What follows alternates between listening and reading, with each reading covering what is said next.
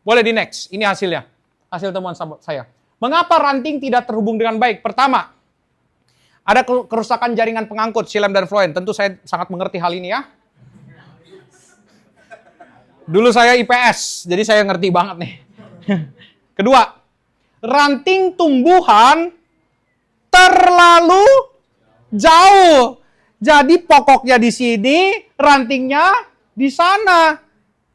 Karena dia terlalu jauh, nutrisinya udah habis buat ranting-ranting yang lain, dia tidak dapat. Terlalu jauh membuat tidak terhubung dengan pokok. Interpretasikan sendiri dengan hidup kita. Kaitkan dengan jauh daripada Tuhan.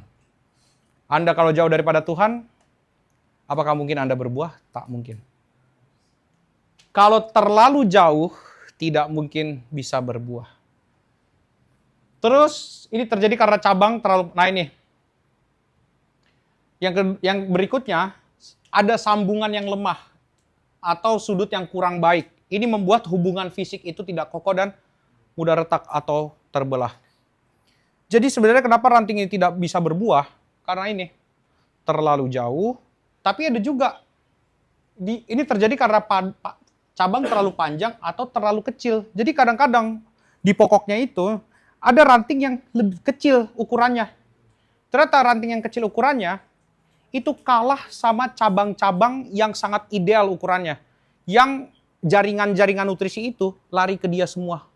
Serapannya lari ke dia semua. Jadi yang kecil-kecil ini lama-lama mati. Meskipun dia dekat, tapi tidak menyerap dengan maksimal, dia juga mati. Sekali lagi, meskipun dia dekat, tapi tidak menyerap dengan maksimal, dia juga mati. Kalau kita masuk ke dalam gereja, bukankah kita sedekat itu juga dengan Tuhan? Tapi Anda tidak menyerap maksimal, Anda juga bisa interpretasikan sendiri. Ini ya. Makanya, dari semua ini, ranting dan pokok ini, ada satu kaitan, yaitu bicara tentang relasi. Relasi. Makanya, Yohanes 15 ayat 4. Next. Di situ ada kata tinggallah. Tinggallah di dalam aku dan aku di dalam kamu. Bahasa Yunaninya adalah meno. Tinggallah ini bukanlah sebuah dorongan. Ayo tinggal sama saya. Bukan. Ini perintah. Kalau ada perintah, berarti ada tuntutan. Kalau ada tuntutan, berarti ada sanksi. Betul? Kalau ada perintah, ada tuntutan. Kalau ada tuntutan, ada sanksi. Tinggal di dalamku dan aku di dalammu. Ini bicara tentang apa? Relasi yang berkait dengan kemelekatan. Tuhan menuntut kita, kalau mau berbuah, melekat dengan dia. Dan melekat itu artinya aktif. Melekat itu artinya aktif. Gimana mungkin bisa melekat sama seseorang kalau ngechat aja jarang? Ya. Ya kan? Ngechat seminggu sekali. Halo. Sekali ngechat juga cuma halo. Hai. Terus belum apa-apa udah langsung halo. Belum pernah ketemu, belum pernah ngechat, aku suka kamu. Kalau di chat marah nggak? Kacau sih itu. Nah, perhatikan baik-baik saudara-saudara. Aktif. Relasi harus aktif. Untuk punya kemelekatan harus aktif dengan Tuhan. Maka orang yang tidak melekat dengan Tuhan, yang tidak aktif dengan Tuhan, maka sulit untuk berbuah. Sulit untuk berbuah. Tapi engkau bisa menghasilkan daun. Kok bisa berdaun kok? Beda nggak daun sama buah? Beda. Gitu kadang-kadang orang Kristen. Saya tidak bisa ini. Tapi saya sudah gini. Ini untuk Tuhan. Saya sudah melakukan ini untuk Tuhan. Tapi saya tidak bisa kalau ini. Tidak bisa. Padahal Tuhan maunya yang itu. Gimana? Lo mau ngomong apa? Ya Tuhan tahu kok kekuatan saya. Tunggu dulu. Ada tuntutan. Di dalam perintah ada tuntutan. Maka kalau kita tidak mau tinggal dengan dia, mana mungkin Anda mau menuntut diri Anda untuk aktif dalam dia. Tidak mungkin. Ya, saudara-saudara ya. Jadi ini jadi sebuah, makanya pokok anggur yang benar ini kaitannya erat dengan relasi. Makanya perhatikan Yohanes 15 ini sudah tidak ada Yudas Iskariot di dalamnya. Yohanes 15 tidak ada Yudas Iskariot. Karena dia adalah ranting yang sudah dibuang. Ingat itu, dia adalah ranting yang sudah dibuang. Jadi kita harus memahami bagian ini dengan baik. Boleh di next? Saya lupa nextnya apa. Nah ini dia ya. Berbuah terjadi karena tinggal di dalam Tuhan. Dan tinggal di dalam Tuhan harus dipahami dengan kemelekatan. Memiliki relasi yang kuat dan tidak salah di dalam tujuan hidup. Yaitu berbuah. Bukan cuma sekedar hidup. Orang Kristen itu hidup bukan untuk sekedar hidup. Jadi kalau kita hidup hanya untuk mencari uang, itu adalah hidup untuk sekedar hidup. Kalau engkau berelasi sama lawan jenis, hanya untuk berelasi, tidak untuk mengarah kepada Tuhan, itu adalah sedang melakukan hidup untuk hidup, bukan untuk berbuah. Kalau kita melakukan apapun, cuma sekedar bertahan hidup, Anda tidak berbuah. Anda hanya untuk hari ini ada untuk hidup. Jadi sadari dan pikirkan ini baik-baik. Sekarang apakah saya sudah berbuah, betul-betul berbuah, sesuai dengan yang Tuhan inginkan? Buahnya apa emang? Tar dulu. Sabar, saya akan kasih tahu nanti buahnya apa. Ya, ini buahnya duren. Enak, tapi tidak semua suka. Buahnya apa? Duren. Yang suka banget, akan suka banget. Yang nggak suka, akan nggak suka. Siapa yang suka duren? Berarti Anda golongan kami. Oke, ini kayak duren ya. Ini puji Tuhan, ini barusan dapat hikmah seperti itu ya. Jadi itu bukan apa yang gue siapin. Keren ya Jeff, makasih ya. Oke, lanjut. Tar dulu, sabar. Kita balik ke ayat 2. Tadi lihat, ada ranting yang kering. Dan ada ranting yang tidak bisa berbuah, ada ranting yang bisa berbuah. Apa yang terjadi kepada ranting yang berbuah, tidak bisa berbuah dan bisa berbuah? Boleh di next deh. Setiap ranting yang tidak berbuah, balik sebelumnya. Setiap ranting yang tidak berbuah dipotongnya. Setiap ranting yang berbuah dibersihkannya supaya ia lebih banyak berbuah. Sekarang pertanyaannya. Kenapa dibersihkan supaya lebih banyak berbuah? Nah ini yang harus kita pikirkan. Kenapa dibersihkan dan kenapa bisa banyak berbuah? Nah ini yang akan coba sama-sama kita bahas. Boleh di next. Jadi gini, saya mencari tentang membersihkan ini. Saya nggak ngerti ya teknik-teknik perangguran ini ya. Kalau saya bukanlah pegiat langsung seperti Zevanya. Saya juga ngerti ini pruning artinya apa ya. Nah, bagaimana membersihkan ranting? Pertama, pruning atau pemangkasan menggunakan pisau, benda tajam. Untuk memotong ranting yang kering dan tidak berbuah. Perhatikan baik-baik. Bagaimana membersihkan ranting yang berbuah? Memotong ranting yang? Ayat 2. Ranting tidak berbuah dipotong dan ranting yang berbuah dibersihkan. Kalian tahu kenapa ranting yang tidak berbuahnya dipotong? Supaya nutrisinya nggak kemana-mana. Supaya nutrisinya terfokus kepada ranting yang berbuah. Itulah makanya ranting yang... Anda ngerti sekarang kenapa harus dibersihkan? Supaya kita yang berbuah terus berbuah. Jadi ranting yang tidak berbuah dipotong supaya aliran nutrisinya tidak usah lagi ke sana, tapi hanya untuk yang sudah berbuah. Mungkin saat ini ketika Anda mendengarkan ini, Anda langsung memikirkan komunitas yang lama, atau orang-orang yang sudah tersingkirkan dari hidup Anda. Tentang orang-orang yang mungkin pernah ada di hidup Anda, terus semua disingkirkan satu-satu. Oke, ini berarti Tuhan sedang menyingkirkan ranting-ranting itu. Saya akan jawab, jangan berpikir seperti itu. Kenapa? Karena apakah sekarang Anda berbuah atau tidak? Tidak ada gunanya Anda memikirkan ranting yang sudah dibersihkan itu kalau sekarang pun Anda tidak berbuah. Paham nggak? Makanya refleksinya untuk kita. Bukan untuk orang yang Anda, komunitas yang lama. Atau orang-orang lama. Bukan. Untuk Anda. Anda sudah pindah 1750 kali. Ke semua gereja. Berbuah nggak? Kalau enggak, Anda yang harus sadar diri. Kenapa Anda tidak berbuah? Gak usah membicarakan yang lama. Sudahi. Dan jangan, wah ini adalah yang Tuhan singkirkan supaya saya berbuah. Mana buahnya? Kalau saya jadi Tuhan, saya akan tanya, mana buahmu kalau gitu? Ya, maka sekarang berbuahlah. Kalau kau sudah ada di tempat yang kau rasa benar, berbuahlah. Amin. Jadi tidak usah pikirin yang lama. Udah tidak perlu lagi dibahas. Kalau memang Tuhan sudah bersihkan, kau sudah bersih. Gak usah lagi dibahas-bahas. Pikirkan sekarang bagaimana saya berbuah bagi Tuhan. Amin. Ingat, sekali lagi ya, kekristenan ini kayak terkadang seperti produk penderitaan. No! Semua orang yang menyerahkan hidup bagi Tuhan adalah semua orang yang tahu sukacita hidup dalam Tuhan. Bukan orang yang bodoh untuk memberi dirinya dan tidak mendapat apa-apa. No.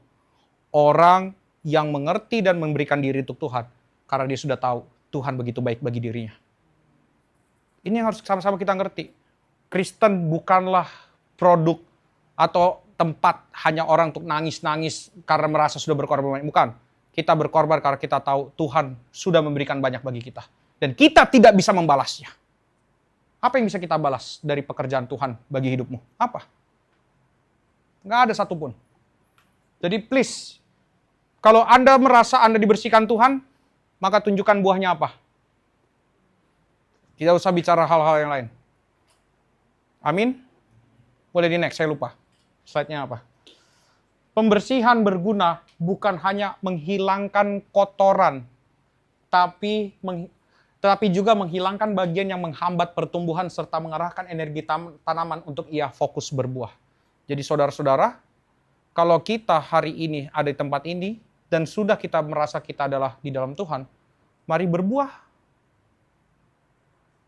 Mari berbuah. Artinya kalau saya bilang mari berbuah apa? Mari melekat dengan Dia. Mari aktif di dalam relasi dengan Tuhan. Supaya apa?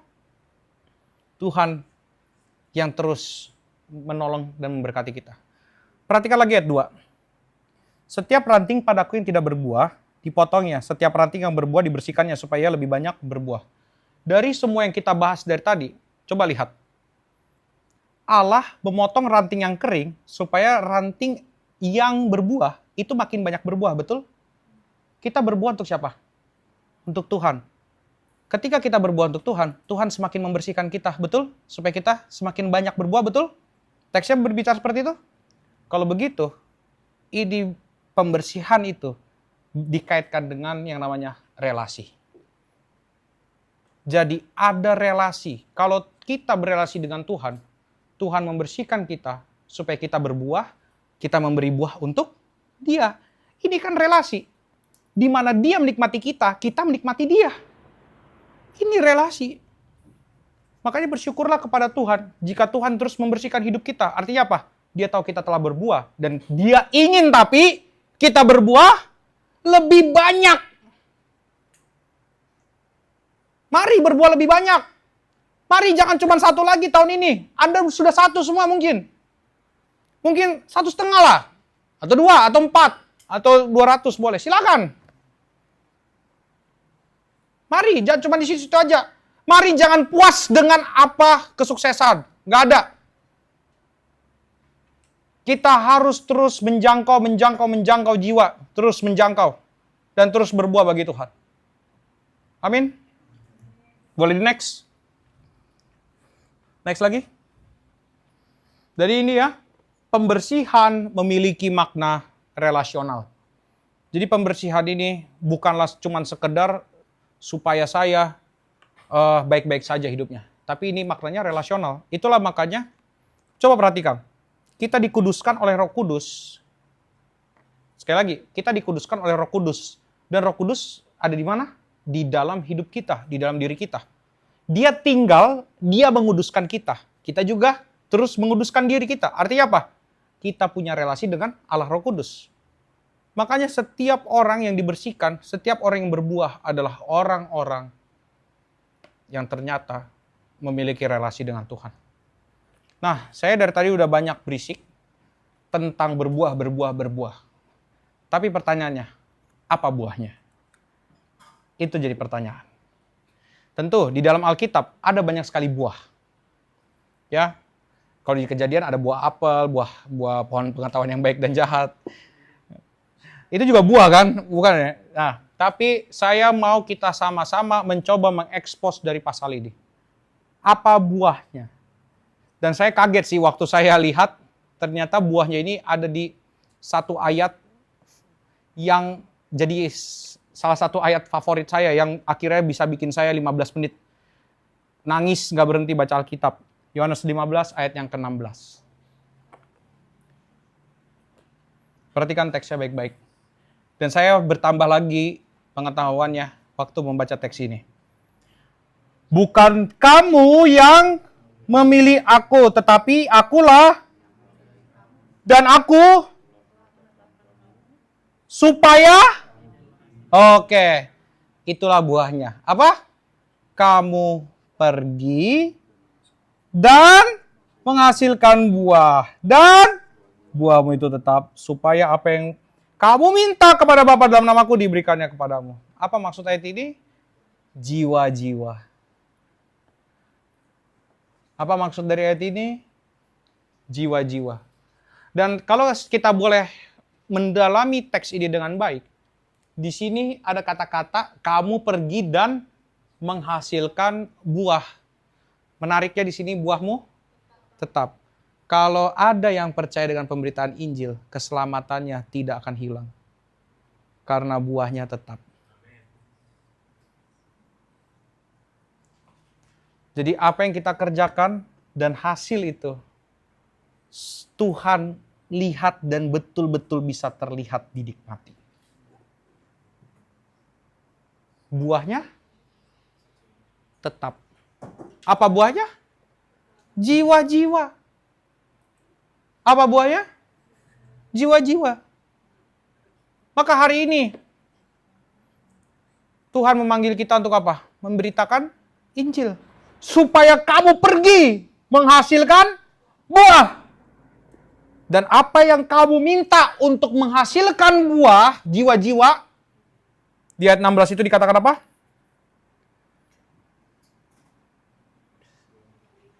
Diberikan, apa yang kamu minta kepada Bapa dalam namaku diberikannya kepadamu.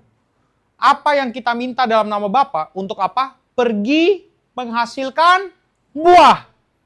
Kalau kita minta kepada Bapa, Tuhan akan berikan.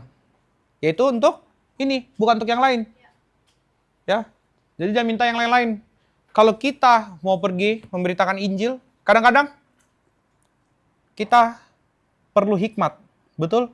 Untuk memberitakan Injil. Karena kita nggak tahu siapa yang kita hadapi. Kita tuh kalau Tuhan mau, Tuhan bisa memberikannya kepada kita. Nah makanya, ini seperti buah duren nggak? Kalau ada orang yang suka, dia akan melakukannya. Kalau ada yang tidak suka, mencium baunya pun tidak mau. Ya, jangankan memakannya, mencium baunya pun tidak mau. Jadi sekarang pertanyaannya, apakah kau mau makan buah durian itu, saudara-saudaraku sekalian?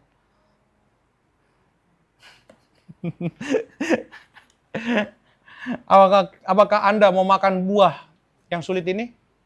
Mari. Ingat, yang suka banget akan menikmatinya, bahkan baunya, apalagi dagingnya. Jadi tidak ada hal, jadi ingat ya, yang mau pasti dia akan menyukainya. Boleh kembali ke slide? Maka ada dua perenungan pada siang hari ini yang bisa kita pikirkan. Pertama, perintah tinggal melekat dengan Yesus adalah perintah yang membuat relasi terjadi. Bahwa Allah memelihara saya dan saya berbuah bagi dia di dalam Kristus. Jadi perintah untuk tinggal di dalam dia, itu artinya kita dipelihara di dalam Kristus, tapi kita juga berbuah bagi dia. Sehingga semuanya terjadi karena Kristus. Maka mari, tinggallah. Tidak mungkin kita bisa berbuah tanpa tinggal. Sekali lagi, tidak mungkin berbuah tanpa tinggal. Yang kedua, sudahkah kita menghasilkan buah yang tepat bagi Allah? Buahnya apa? Buahnya apa? Jiwa-jiwa. Dan bukan hanya sekedar hidup atau daun. Apakah kita hari ini cuma sekedar hidup? Buah apa yang diinginkan oleh Allah? Yaitu ya, Yohanes 15 ayat 16. Maka mari, kita bekerja bersama-sama untuk terus memberitakan Injil. Tapi ingat, tugas orang Kristen bukan hanya memberitakan Injil, menjadikan bangsa murid.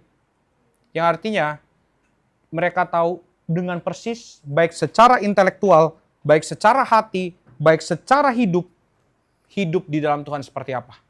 Jadi itu bukan hanya sekedar memberitakan, Yesus ini segala macam, enggak. Tapi dia harus, kalau yang namanya murid, harus belajar, harus mengerti, harus membaca, harus mengingat, harus mati-matian belajar, merenungkan. Yang namanya murid harus juga bisa di dalam hatinya merasakan Tuhan itu seperti apa, menikmati pengalaman dengan Tuhan, dan hidup di dalam Tuhan. Jadi baik pikiran, baik perasaan, baik seluruh hidup kita adalah hidup yang di dalam Tuhan. Dan kita bagikan itu kepada orang lain. Amin. Mari kita berdoa.